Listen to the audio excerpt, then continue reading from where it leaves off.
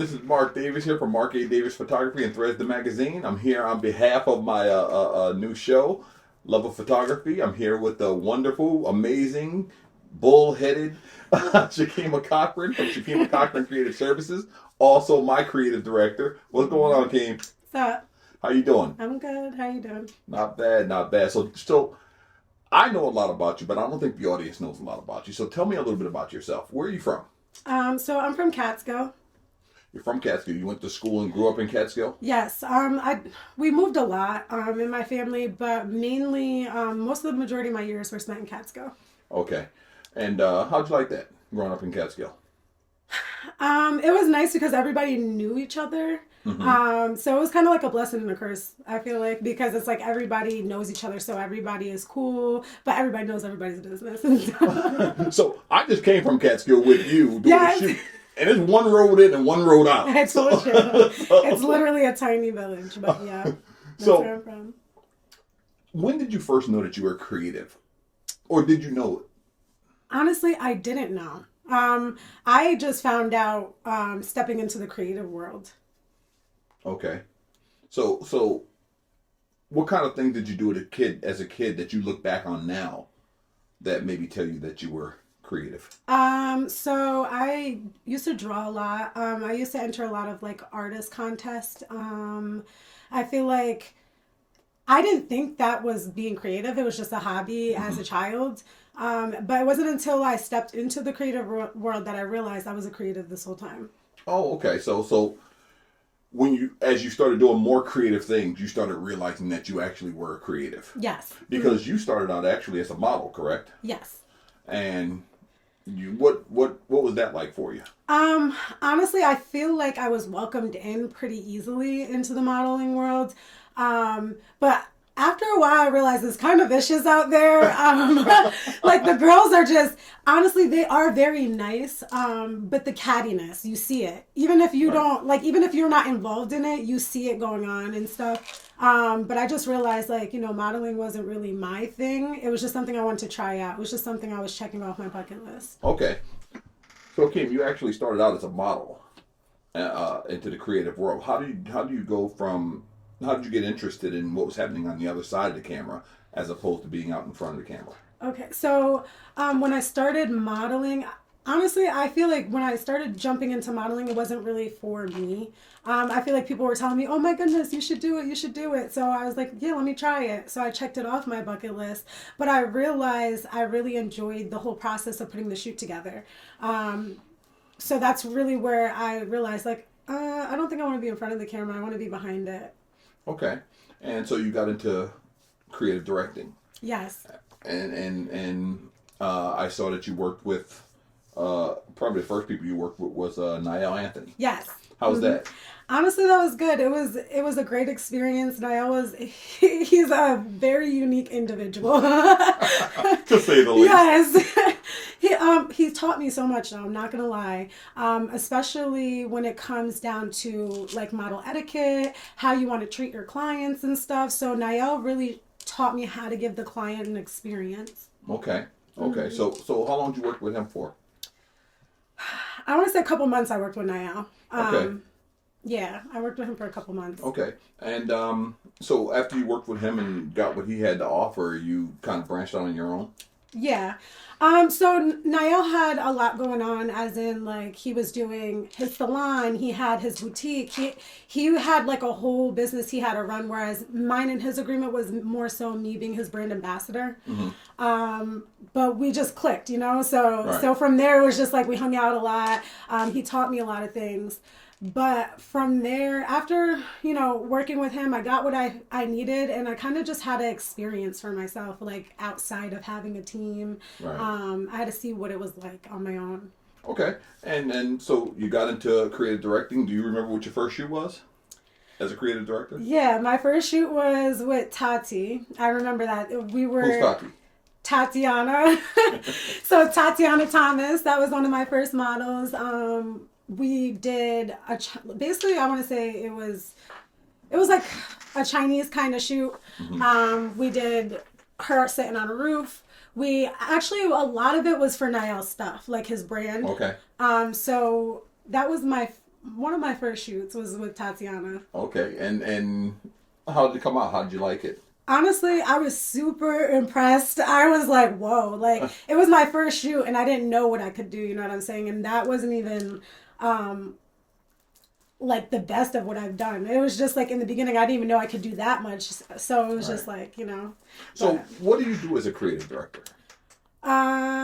so as a creative director, there's a list of things that I do. I want to just say I direct creatively, but that's not really what I do. That's not really what I do. So basically, as a creative director, I basically put the shoot together. It depends on if it's for myself or someone else. If it's for someone else, I get their concept, their idea, what they want me to bring to life, and then I reach out to the people. So I reach out to the makeup artist, the hairstylist, the photographer, the videographer, whoever is a part of the project. They hear from me. So basically, I make sure that it runs smoothly, and if it doesn't, I figure out what I got to do to make it get back on track. Okay, so basically overseeing the project from beginning to end. Yeah, I want to say it's pretty much like project management. Okay, I got you.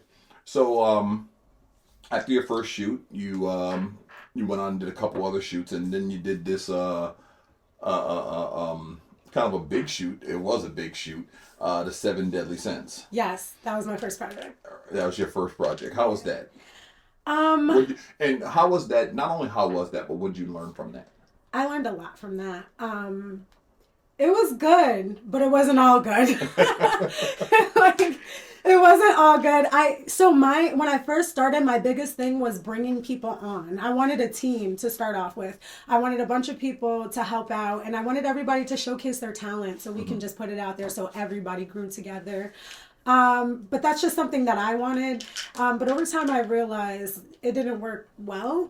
Because the more people you add, the more schedules you got to work with. Trying to be on the same page and have everything run smoothly, and it doesn't always work that way. Okay. So how big of a project was that? Oh, the Seven Deadly Sins. We did 2 models per scene, and then the way we went about it was there was solo shots, group shots, and then solo reels, group reel.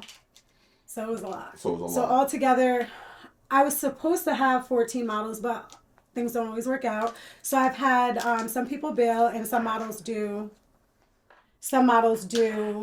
And then I had some models do like it by themselves. Okay. And you had a lot of help on that project. Yes, a lot. And who were set assistants and things like that? So on that project, so I would say like my assistant project manager, I would say would be Anna, because she helped out with a lot. She Who's did Anna Cop. Anna Cop. So she did a lot. She did jewelry. She helped with costumes. She helped with makeup. Anna really she did a lot with the Seven Deadly Sins project. Okay, and who else? Sierra was another one. Who's Sierra? Sierra De Jesus. That's my sis. But yeah, she came through and she did a lot of set assistant stuff. Sometimes she helped with little things that we needed behind the scenes. So maybe if somebody needed their hair brushed up or something, she would help with stuff like that. Okay. But yeah, those were the 2 main people that helped with the project. There were other people who helped on the projects, but they were the main consistent people with the Seven Deadly Sins. Okay. Now, what kind of, as you grow into this role as a creative director, what kind of obstacles were you facing? So I was losing friends left and right, to be honest, because I was really chasing what I really wanted. Sometimes I felt like I would leave them out on projects and stuff. They weren't the first people I was hitting up. But at the same time, I was just learning to work with other people, new faces. It was hard starting off. Nobody really wanted to work with me. So it was I was scraping up people left and right. Hey, you want to work? You want to work? I was begging people to work at first. Nobody wanted to work. Okay. So you spoke about losing friends left and right and having a very difficult time with it. What was that like for you, and what did you learn from that? It was so hard. It hurt at first. It was a very difficult thing because it was I'm trying to follow my dreams and do something I actually want to do. And it's like people feel like I think I'm better, or, they just feel like I'm acting different. And I may be acting different, but it's not on purpose. You get what I'm saying? Mm-hmm. Like, I just want to be a better person all around. But creative directing, I know that I can do this and I'm good at it. So at the end of the day, I keep following it despite who's there or not, because this is something I want to do. Okay. And were you able to repair some of that? Yeah, I was. I learned that I needed to give myself some time as well, and let people, sometimes you grow apart. Mm-hmm. So I know, like, as I'm growing, sometimes people are falling off. You know what I'm saying? Like, I'm going up and they may be staying stagnant, or they're going up and I'm still stagnant. So I just learned, like, to appreciate where I'm at in when I'm there, and to understand that it's okay if somebody doesn't want to work with me anymore, or if somebody grew apart from me, it's okay. Okay. And oftentimes when you're doing something like this, it's very time consuming. Oh yeah. So how did you manage that with your personal life? Because I know that can come sometimes get in the way, and yeah. I'm still balancing that. I'm still trying to manage that. It is not easy, but at the end of the day, when you want something, you're gonna figure it out. Okay, and again, it's like it's very difficult because now you're, not just friends but personal family members. It could get tough for you. And I'm sure you've encountered that. Yeah. And how did you have to walk that balancing act? Because that is a balancing act that you have to, that you have to walk. Yeah. I feel like the way I go about it is I respect everybody, and I just I try to hear people out. So when they feel whatever they're feeling, I'm letting them know that their feelings are valid, but this is why I'm moving the way I'm moving. I explain to them why this is what I have to do for me. You get what I'm saying? Right. So it's just, also you gotta think this year I turned 30, so it was just like life just hit me like across the boards. But creative directing is something that I realized from the beginning. Once I said I wanted to do it, I wasn't playing. I'm like, I'm gonna keep doing it, whether I lose people or not. Like, I'm gonna keep doing it. Yeah, you're stubborn. You're a bullhead. I get it. Yes. So, yeah, but you are, and it's a good thing to have, because this business chases a lot of people out. Yeah. Because of what it brings. I mean, it brings loss of friends, family members getting pissed at you, and mm-hmm. the world just, kind of isolating you. So it's tough. So you got your first big project out of the way. After that, you get nationally published. Yeah. What was that like? That was such a dope experience. Honestly, I feel so blessed, and I'm just so humble when it comes down to this, because it's like it means a lot, especially because I didn't see this a year ago for myself. I didn't know I would actually I knew I wanted to do it, but like at that time it was just like a hobby, you know what I'm saying? Right. Whereas now it's like, no, I'm making money doing this. Like, right. this is what I do. This is what I do. Like, so it honestly, to be nationally published, it feels good, and it makes me proud of myself, because it's like you kept going, you kept being consistent no matter what was against you. You get what I'm saying? And it pays off. So I am proud of myself in that aspect, but I am super thankful for the opportunity. Now, that was a different shoot. Oh my goodness, was it? It was so basic, and what did you learn from that? Honestly, I think that day that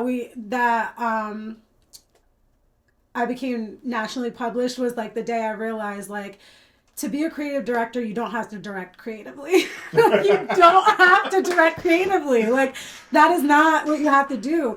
And especially if you're getting paid by a client, it's whatever they want. You're bringing their vision to life. It's what they want for their magazine, or whatever you're doing it for. Right. So if it's a guy sitting at a desk drinking coffee, that's what it. it is. Right. Period. Right. And we executed that, and it came out. And we had fun doing it. Yeah, that was a lot of fun. Yeah. He was awesome. The guy that we shot was cool. So you're nationally published. You got a first big project under your belt. You're doing weddings. What is that like? Oh my God, I love weddings. Especially because now it's wedding season. I'm just so excited. But weddings are one of my favorites. I don't know. I can't really say that because everything's my favorite. I feel like everything we do, maternity, birthdays, like just any and everything is my favorite. But weddings, what I really like about the weddings are that they're always different. I don't think we've every had wedding one is same different. wedding. Like they're all different. Yeah, every wedding is different. Every Yeah. bride is different. They all Yes. bring something different And to the table. honestly, I love the brides. That's my favorite part is talking to the brides and getting to know the brides. Because I'm not gonna lie, I actually am friends with some of the brides on Facebook now. I see that. Yeah. So yeah, like it's I love watching them, like especially to see like I haven't experienced a bridezilla yet, but they're so sweet. These girls are so sweet. They're so nice, and it's just like it's their special day, and it's about them. So Well, that's the big misconception that you deal with bridezillas, because the yeah, bottom line is these girls are under a lot of pressure. right. Everything's happening in a few short hours, and they're really reliant Yeah. on you to make Yeah. sure that it comes together for them. So that's a lot. Honestly, I love weddings though because it's deeper than just creative directing. Like Yes. when we go to weddings, it's like it gets personal with the bride. You know what I'm saying? I get to know her. I get to meet her family. I get to Right. see, you know what I'm saying? I get to see her little jitters before Yeah. and I get to see them get lit. Like it's just like a whole vibe the whole time. And it's like, I always feel like I just fit in. Like I just feel like it's my place. Like that's for me. I like that. You know? So you're doing weddings, you're doing all this stuff now, and then you get a chance to work with Mel Muse in Runway of Terror. Yes, one of my most favorite experiences for real. It is one of my favorite because the Runway of Terror. I've never been to nothing like that ever, and I was just so honored to like be a part of the production team and to be like and to do editorial. I was like, what? This is meant for me. Like this is me. Like yes. So when he told me, because I didn't know what my role was going to be at first, I just knew I was going to be on the production team and I know I was going to help, but I didn't know I was doing editorial. Once I found out I was doing editorial, it was over. It was over.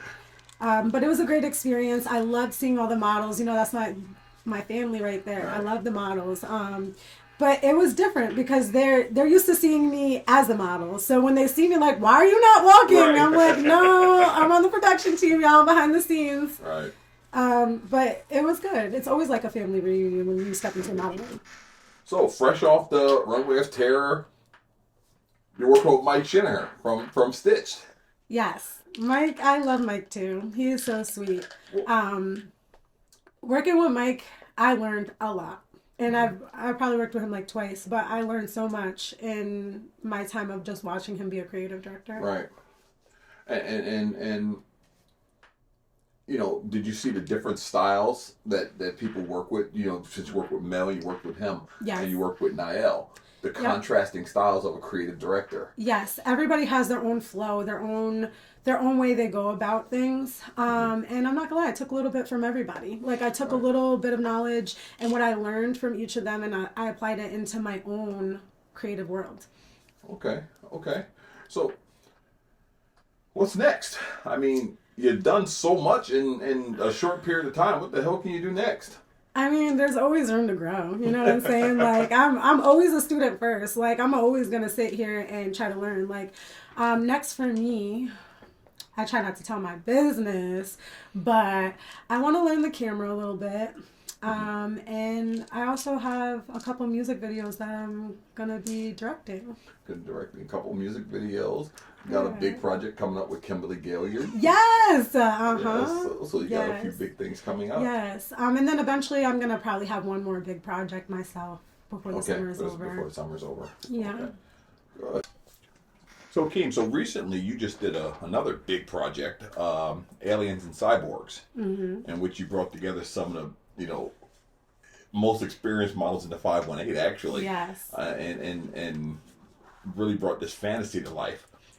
So this was a pretty big project you worked on. You had a lot of moving parts, a lot of different things going on, and you did it in one day. Yeah. At a bigger studio. What was that like, and who'd you work with? It was such a great experience for me. I worked with a lot of people. Trying to name it is going to be hard. So if I miss somebody, call me out on it. But I had Anna Kopp. I had Liana Kim. I had Little Buddy Benz. I had Ivy Slay. And these ladies did makeup. And then for hair, I had Daryl Michael. and I had Yaya Stackhouse. Mm-hmm. Um, they did amazing. And oh, also I can't forget Sierra also helped. Sierra was like my like assistant that day, and she helped. She did makeup, she did hair. She just helped out wherever she could. Also I had body painter Kim. Kimberly, yes, Kimberly Gaillard. Yo, she is so good at what she does, man. She amazed me. But also I had Liana Kim helping too. So some of the people that I had were doing multiple roles. Right.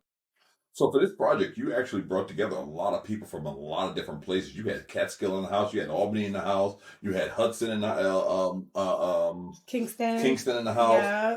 Like, wow, Yeah. that was really cool. Like Maria. Yes. What's her last name? So, What the hell's her last name? So we had Maria Antonia. We had, so basically it was a combination of experienced models and newer models. And I love that, especially for the newer models, because they got to experience seeing other people work and how they work. Mm-hmm. I love that for them. And it was just like, I could see the growth in them already too, from just working around experienced models. Yes. I mean, I saw Liz working with people. Yes. Liz, Simone, Swerve. Swerve was great. He really helped out a lot. And honestly, I love when the OG models, that's what I call them, the triple OG models, I love when they pull up, because they really make you feel welcomed, and they really try to help you get the best shot. Perfect. I love that. I love how they are with the newer people. You know what I'm saying? Yeah. Now, was that your first time working with some of them, like Venus? Yes, on that level, but it wasn't my first time working with Venus, because Venus taught me how to walk. Really? When I did the runway, when I did Miss Sylvia's practice, Venus was my coach.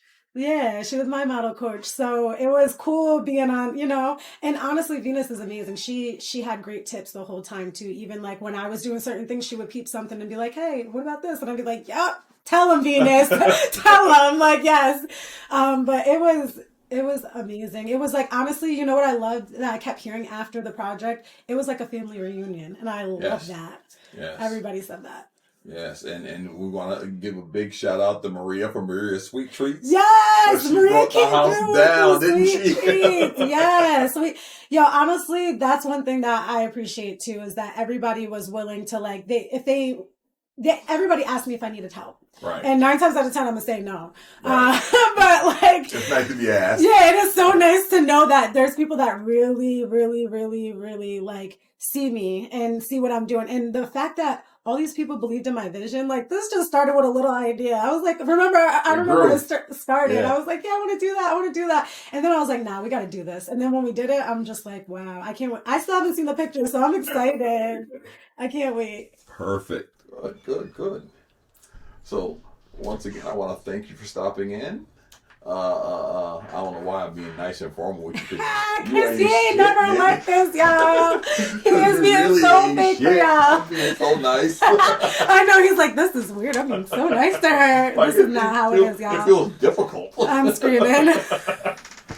Great. So, thanks for stopping in, King. Yes, you're ready. Thank you for having me.